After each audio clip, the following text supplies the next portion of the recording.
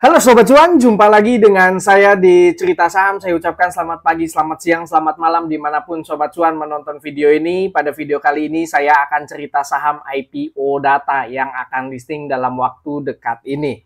Ada 7 hal yang akan saya bahas mengenai data. Yang pertama menganalisa latar belakang perusahaan dan tujuan IPO, lalu menganalisa neraca, laba rugi, arus kas, valuasi, underwater, dan yang terakhir kesimpulan. Pertama dari latar belakang perseroan, PT Remala Abadi dengan kode saham data ini sudah berdiri dari tahun 2004 yang bergerak di bidang ISP atau Internet Service Provider, penyedia layanan internet. Ini sebenarnya mirip seperti IndiHome, lalu MyRepublik, Bisnet, dan lain-lain. Selain daripada penyedia layanan telekomunikasi, perseroan juga ini menjalankan bisnis lain daripada non-telekomunikasi, seperti contohnya penyedia layanan data center, dan lain-lain. Untuk area layanan internet yang diberikan ini baru mencakup Jabodetabek yang merupakan fokus utamanya dan akan mulai berkembang ke Pulau Jawa dan area sekitarnya. Dan ini 5 PT yang merupakan anak usaha perseroan. Jadi ada 2 merek dari layanan internet yang diberikan oleh data ini. Yang pertama adalah nethome.id, lalu yang kedua ialah Tahyon. Untuk segmentasi pasar perseroan ini ada 3 segmen. Yang pertama ini korporasi, kedua pemerintahan, dan yang terakhir retail khususnya di perumahan. Untuk korporasi sendiri, perseroan ini menyediakan jasa layanan internet dengan merek Tahyon, sama seperti dengan pemerintahan. Namun untuk segmentasi retail atau perumahan, perseroan ini menyediakan layanan internet yang namanya Nethome. Mungkin Sobat Cuan barangkali ada yang memakai layanan internet Nethome, bisa isi di chat kolom komentar bagaimana pengalamannya menggunakan internet dari perseroan. Untuk bandwidth-nya ini sebenarnya dari perseroan masih terbuka lebar, jadi masih banyak kapasitas yang bisa digunakan untuk perseroan bisa berkembang lagi ke depannya. Untuk pendapatan terbesarnya ini dari layanan internet atau telekomunikasi ini sebesar 163 miliar, lalu non telekomunikasinya sebesar 15,6 miliar, total 179 miliar rupiah. Untuk persaingan usaha yang awal sudah saya singgung juga, di sini ada IndiHome, Bisnet, MyRepublik, dan lain-lain. Dan ini adalah rekam jejak perseroan, dan sampai dengan saat ini perseroan memiliki 240 karyawan. Selanjutnya saya akan membahas rencana IPO data. Jumlah saham yang ditawarkan 275 juta lembar saham, tidak ada waran. Untuk publik itu 20%, harga pemegang saham lama megang di harga 50, dan untuk publik 188 sampai dengan 208. Untuk arahnya apabila di 188 maka arahnya di harga 252 atau naik 34%. Apabila di 208 maka arahnya 260 atau naik 25%. Untuk ARB-nya apabila di harga 188, ARB-nya di harga 123 atau minus 34%. Apabila di 208 maka ARB-nya di harga 156 atau minus 25%. Perolehan dana IPO saham 51 miliar sampai 57 miliar, tidak ada perolehan dana IPO waran. Ekuitasnya ini sebesar 94 miliar, jadi masih masuk akal dari perolehan dana IPO saham. Untuk book building udah selesai, masa offeringnya direncanakan 29 April sampai dengan 3 Mei. Untuk listingnya direncanakan pada tanggal 7 Mei.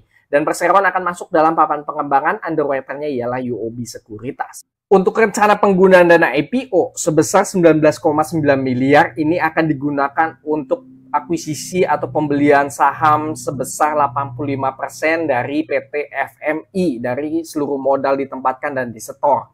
Dan FMI ini milik siapa? FMI ini merupakan milik Bapak Budi Aditya. Dan Bapak Budi Aditya ini merupakan suami dari Ibu Vera. Dan Ibu Vera ini merupakan pemegang saham mayoritas dari perseroan atau data ini.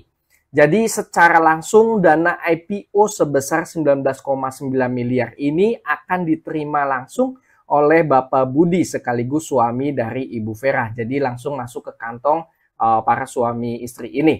Lalu untuk 26,8 miliar ini akan digunakan untuk belanja modal perseroan dan sisanya akan digunakan untuk modal kerja.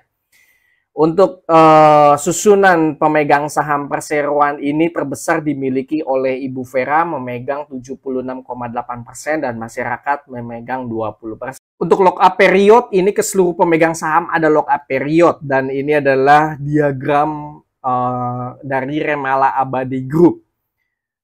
Berikut ini adalah profil dari Dewan Komisaris Perseroan dan ini merupakan profil dari Dewan Direksi Perseroan.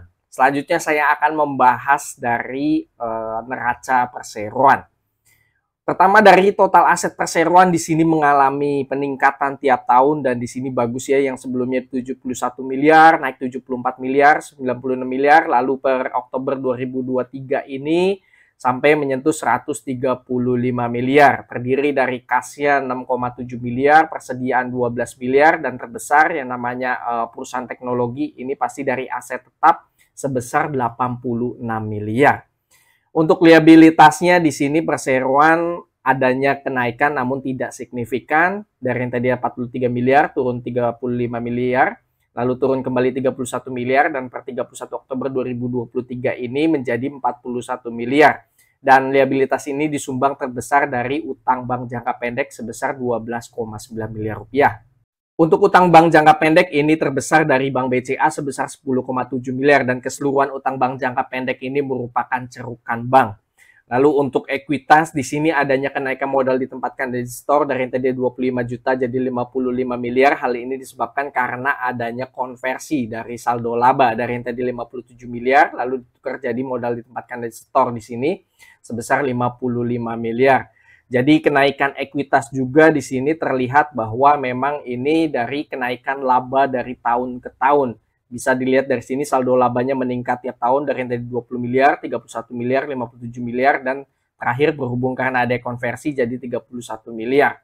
Untuk total ekuitas di sini meningkat dan per 2023 bulan 10 terakhir di sini ada 94 miliar rupiah.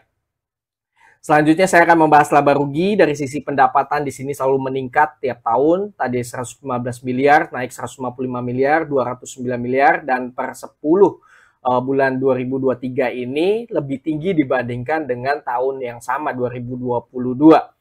Jadi apabila disetahunkan, diproyeksikan tahun 2023 ini pendapatannya lebih tinggi dibandingkan tahun sebelumnya. Untuk pendapatan terbesarnya ini yang sebelumnya sudah saya singgung pasti dari jasa telekomunikasi layanan internet sebesar 163 miliar dan non telekomunikasi 15,6 miliar sehingga total pendapatan 179 miliar rupiah. Untuk laba bersih yang sebelumnya juga saya singgung di bagian ekuitas juga berhubung ekuitas selalu meningkat jadi ekuitas meningkat di sini bagus karena adanya peningkatan laba perseroan. Dari yang tadi 2,8 miliar, naik 2021 11,4 miliar, 25,9 miliar, bahkan per 10 bulan 2023 aja ini sudah mengalahkan full year di tahun 2022. Apabila disetahunkan, full year 2023 ini laba perseroan menyentuh 35 miliar rupiah. Untuk kebijakan dividen, perseroan akan membagikan 20% dari laba bersih dan akan mulai bagi dividen itu di tahun 2025 karena mengambil tahun buku di tahun 2024. Untuk proyeksinya yieldnya yang akan kita dapatkan apabila di harga 188 maka kisaran 1,9% sampai dengan 2,6% per tahun. Untuk selanjutnya saya akan membahas arus kas perseroan dari sisi operasionalnya. Di sini terlihat konsisten selalu membukukan positif. Di sini terlihat per 10 bulan 2023 ini arus kas ada uang masuk operasionalnya sebesar 20,6 miliar. Sehingga perseroan masih ada ruang menggunakan kasnya untuk digunakan belanja modal khususnya berupa jaringan infrastruktur. Berhubung tingginya ekspansi di bagian investasi, maka perseroan di bagian pendanaan juga di sini adanya minus sebesar 2,1 miliar sehingga perseroan ini adanya cerukan bank. Dan kas akhir per periode ini ada minus 6,2 miliar rupiah sehingga maka dari itu perseroan memiliki utang bank jangka pendek berupa cerukan bank yang ada di laporan neraca perseroan. Selanjutnya saya akan membahas valuasi perseroan. Di sini saya ambil di harga 188 dan 208 dan laporan keuangannya ini saya setahunkan. Total saham beredar ada 1,3 miliar lembar saham. Pendapatannya 214 miliar rupiah, laba bersihnya 35 miliar rupiah, total aset 135 miliar rupiah, liabilitas 41 miliar. Ekuitas di sini saya sudah tambahkan dengan perolehan dana IPO, maka ekuitasnya 146 miliar, apabila di 208 maka ekuitasnya 151 miliar. Market cap ini sebesar 258 miliar dan apabila di 208 ini 286 miliar. Book value ini perbandingan antara ekuitas dengan total saham beredar, maka book value-nya 106,4 dan apabila di 208 book value-nya 110,4. PBVR perbandingan antara harga saham dengan book value apabila di 188 1,7 kali dan apabila di 208 ini 1,8 kali. EPS perbandingan antara laba bersih dengan total saham beredar, EPS-nya 25,6 dan PER-nya perbandingan antara harga saham dengan EPS. Apabila di 188 maka PER yang ditawarkan 7,3 kali dan apabila di 208 ini 8,1 kali dan ini termasuk murah banget untuk kategori saham IPO dan juga kategori saham teknologi.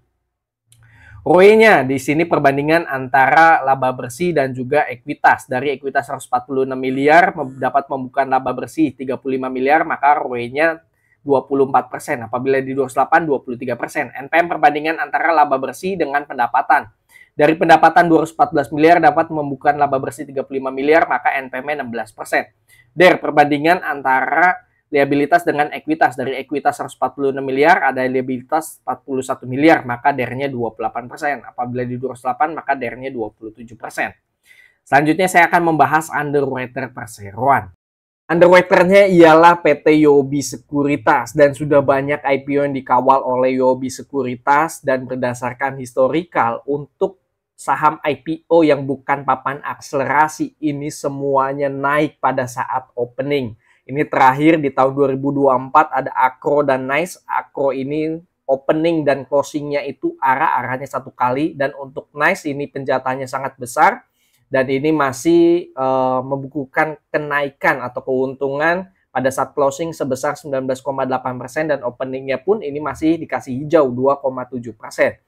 Semoga saja dengan IPO data ini yang masuk dalam papan pengembangan juga bisa memberikan hasil yang positif dan bisa mempertahankan hasil yang baik ini untuk selalu naik pada saat opening. Selanjutnya saya akan membahas mengenai kesimpulan.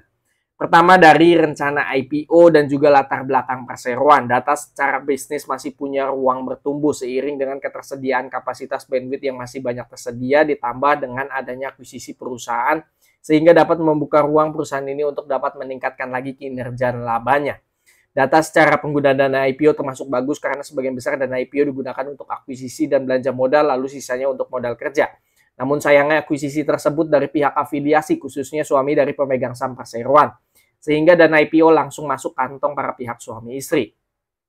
Jumlah saham yang ditawarkan untuk publik termasuk kecil yaitu sebanyak 2,7 juta lot. Lalu untuk raise fund dari IPO ini tergolong kecil sebesar 57 miliar rupiah dengan ekuitas perseroan ini sebesar 94 miliar rupiah. Semua pemegang saham pada loka period tidak ada waran sehingga tidak ada kompensasi cuan dari waran yang dapat mengakibatkan penurunan dari saham. Data akan masuk dalam papan pengembangan. Untuk rencana IPO saya kasih nilai 8/10. Untuk laporan keuangan data memiliki laporan keuangan neraca ekuitas yang sehat seiring dengan pertumbuhan laba. Namun sayangnya tidak ada suntikan modal sehingga tidak ada kenaikan modal ditempatkan dan di-store dari pemegang saham. Hanya saja ada konversi saldo laba jadi modal saham dari pemegang saham. Sampai dengan saat ini perseroan masih mengandalkan utang bank khususnya adanya cerukan bank untuk membiayai belanja modal berupa infrastruktur jaringan agar pendapatan dan laba perseroan semakin meningkat. Dengan adanya penerimaan dana segar IPO sampai 57 miliar setidaknya bisa makin menguatkan posisi neraca perseroan. Untuk laporan laba rugi, pendapatan dan labanya ini selalu bertumbuh dari tahun 2020 sampai dengan saat ini. Dengan adanya rencana IPO dan rencana ekspansi yang dilakukan, diharapkan data dapat meningkatkan lagi pendapatan dan laba yang dihasilkan di periode selanjutnya. Untuk laporan arus kas operasional data selinear dengan kenaikan pendapatan dan laba perseroan, sehingga perseroan memiliki catatan konsisten selalu positif untuk CFO. Oleh karenanya perseroan memiliki ruang untuk bisa melakukan belanja modal dari CFO yang positif. Namun dengan besarnya kebutuhan belanja modal berupa pengadaan infrastruktur jaringan, perseroan masih membutuhkan lagi modal dari bank. Sehingga CFO tersebut masih belum mampu memenuhi kebutuhan belanja modal perseroan yang ekspansif tiap tahun. Dengan ada dana tambahan dari IPO sampai 57 miliar sehingga semakin menguatkan posisi likuiditasnya dan diharapkan dapat merealisasikan rencana akan kebutuhan modal kerja dan belanja modalnya agar bisa meningkatkan kinerja lagi perseroan ke depannya. Untuk ringkasan laporan keuangan saya kasih nilai 9/10. Untuk valuasi PBV yang ditawarkan ini termasuk murah untuk saham IPO sebesar 1,7 kali dan valuasi PER-nya termasuk murah. Sorry, ini harusnya 7 kali. Dengan adanya rencana IPO dan ekspansi yang dilakukan, diharapkan data dapat meningkatkan lagi ekuitas, pendapatan, dan laba bersihnya, sehingga dapat menurunkan lagi nilai valuasi perseroan. Market cap data tergolong murah, yaitu 258 miliar dibandingkan dengan ekuitas perseroan 146 miliar rupiah. Untuk kiasan valuasi saya kasih nilai 9/10. Jadi di sini dilihat dari rencana IPO, latar belakang perseroan, laporan keuangan, dan valuasi ini sebenarnya sama sekali tidak ada masalah. Terakhir, underwriter-nya ini bagaimana? Underwriter-nya PT UOB Kay Hian Sekuritas dengan kode broker AI. Secara historikal, IPO yang dibawakan oleh AI sangat bervariatif saat opening market di hari pertama. Akan tetapi berdasarkan historikal saham-saham yang terakhir dibawakan, saat openingnya harganya tidak pernah turun untuk saham yang bukan masuk dalam papan akselerasi. Hal inilah yang bisa jadi stimulus positif untuk data apakah rekornya masih bertahan untuk selalu hijau atau tidak. Untuk kiasan underwriter saya kasih nilai 9,5/10. Jadi semuanya tidak ada masalah.